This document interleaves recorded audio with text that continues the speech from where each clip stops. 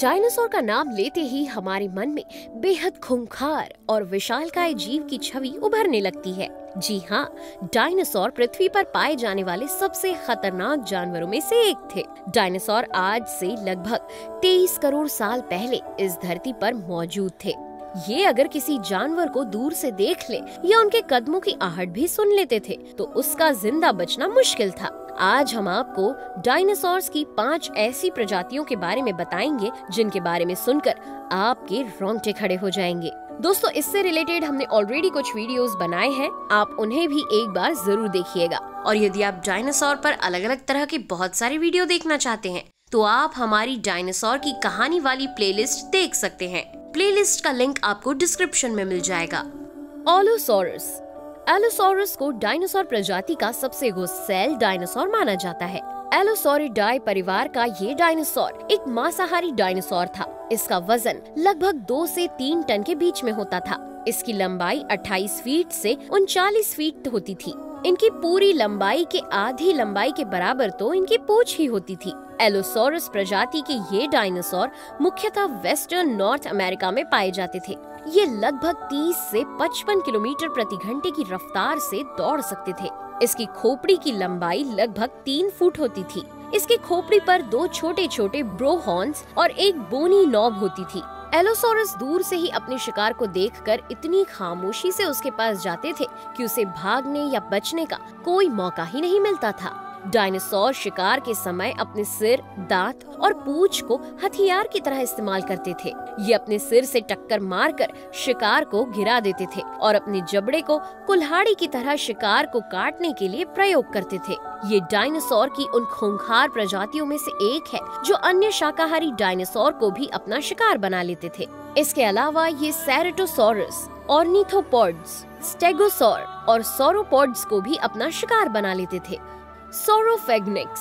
सोरोफेगनिक्स लगभग 150 मिलियन वर्ष पहले उत्तरी अमेरिका में लेट जुरासिक पीरियड के दौरान पाए जाते थे। इन्हें पहली बार 1931 में जॉन विलिस टोवाल द्वारा खोजा गया था और 10 साल बाद 1941 में इसका नाम सोरोफेगस मैक्सिमस रखा गया था। लेकिन ये नाम पहले से ही एक पक्षी का था, इसलिए इसका नाम बदलकर सोरोफेगनिक्स रखा गया। ओक्लाहोमा में इनके जीवाश्म पाए गए थे। सोरोफेगनिक्स संयुक्त राज्य अमेरिका में पाए जाने वाले बड़े एलोसोरिड डायनासोर के जीन्स माने जाते हैं। वहीं कुछ जीवाश्म वैज्ञानिक इन्हें एलोसोरस प्रजाति का ही मानते हैं। इनकी लंबाई 34 फीट से 43 फीट के बीच होती थी। इनकी हाइट 4 से 5 मीटर होती थी।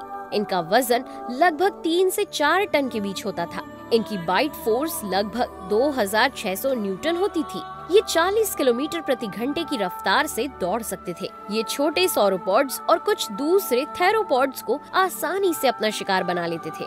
सोरोफेगनिक्स एलोसोरस की तरह ही अपने बड़े जबड़े को एक्स की तरह अपने शिकार को काटने के लिए प्रयोग करते थे। इनका शरीर ही इतना मजबूत होता था कि उन्हें किसी और हथियार की जरूरत ही नहीं होती थी। इन्हें अपने समय का सर्वोच्च शिकारी कहा जाता था। हम सोरोफेगनिक्स का एक बड़ा कंकाल Sam Noble Oklahoma Museum of Natural History के जुरासिक हॉल में देख सकते हैं। कार्नोटोरस।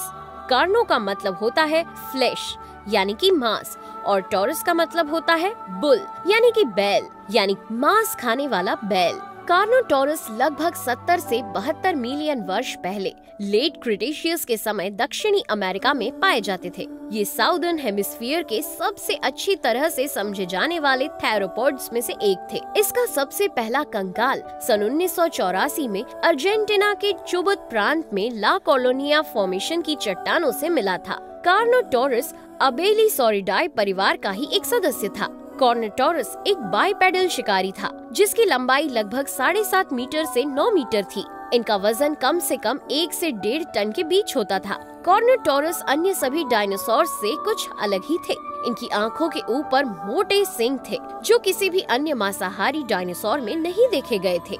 इनकी खोपड़ी बहुत ही गहरी और गर्दन पर बहुत अधिक मांस होता था। ये विशिष्ट सींग इन्हें लड़ाई में विशेष ताकत देते थे। ऐसा माना जाता है कि लड़ाई के समय या अपने शिकार का पीछा करते समय ये अपनी खोपड़ी से एक दूसरे को टक्कर मारकर नीचे गिराते थे।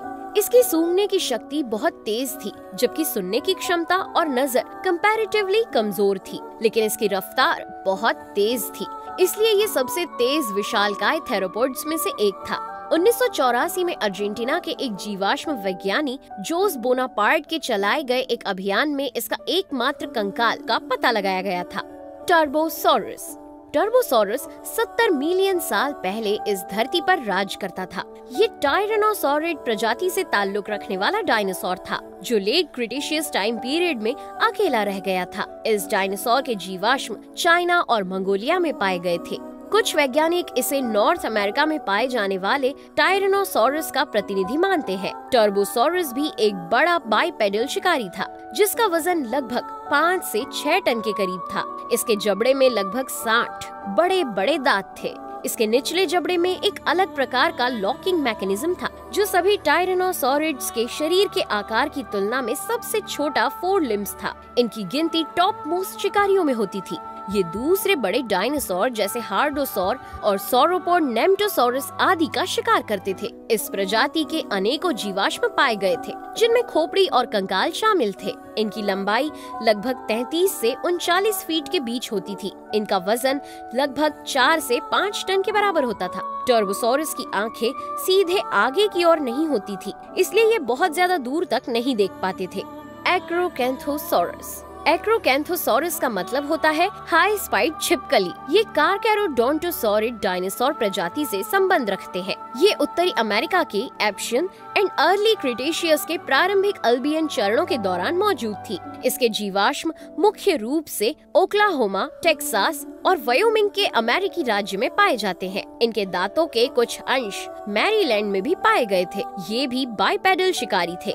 ये अपनी वर्टिब्रे पर हाई न्यूरल स्पाइन्स के लिए जाने जाते थे, जो वर्टिब्रे की हाइट से लगभग 2.5 गुना ज्यादा बड़ी थी। एक्रोकैंथोसॉरस सबसे बड़े थेरोपोड्स में से एक था, जिसकी लंबाई लगभग 11.5 मीटर थी। इसका वजन लगभग 6 से 7 टन के बीच होता था। इसकी खोपड़ी एलोसॉरिड्स की तरह लंबी, नैरो और लो होती थी, जिसकी लंबाई लगभग 1.3 मीटर होती थी। इनके ऊपरी जबड़े में लगभग 19 कर्व दांत होते थे, लेकिन निचले जबड़े में दांतों की संख्या के बारे में अधिक जानकारी नहीं मिल पाई है। और कैंथोसॉरस बाइपेडल थे, जिसकी लंबी और भारी पूंछ उसके सिर और उसके शरीर में बैलेंस रखती थी और उसकी गुरुत्वाकर्षण शक्ति को हिप्स पर बनाए रखती थी।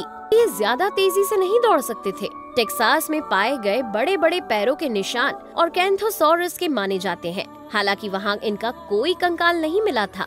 आपको डायनासोर्स को लेकर हमारा ये वीडियो कैसा लगा, हमें कमेंट करके जरूर बताइए।